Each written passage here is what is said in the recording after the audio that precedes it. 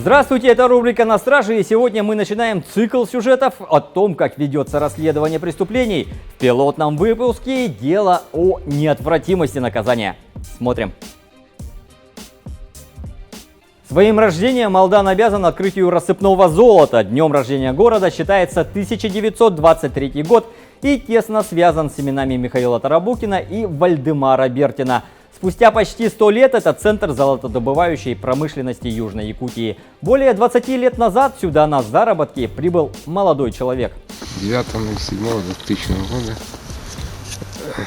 здесь произошло преступление, которое я совершил. В 2000 году в городе Алдан после дискотеки двое молодых девушек несовершеннолетних возвращались домой в ночное время, так как одна проживала в другом месте. Девушка уже шла домой одна, подруга ее уже свернула к себе домой. Тут ее увидел подозреваемый. Он был в состоянии алкогольного опьянения, также имел при себе кухонный нож.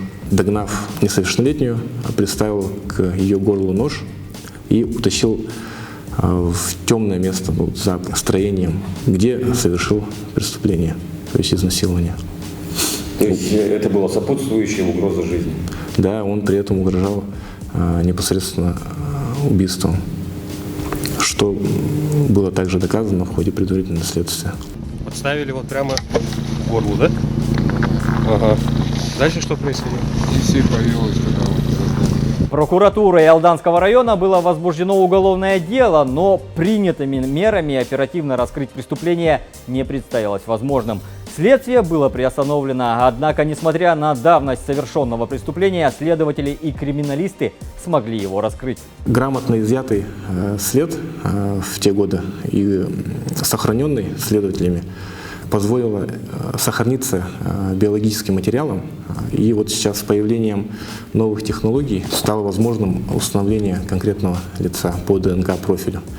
Вот как только мы провели такую экспертизу, у нас был установлен подозреваемый в совершении данного преступления. Работа проводится по раскрытию преступлений, относящихся к категории прошлых лет, ежедневно, постоянно находится на контроле у руководства Следственного управления. Жизнь двух человек перевернулась с ног на голову.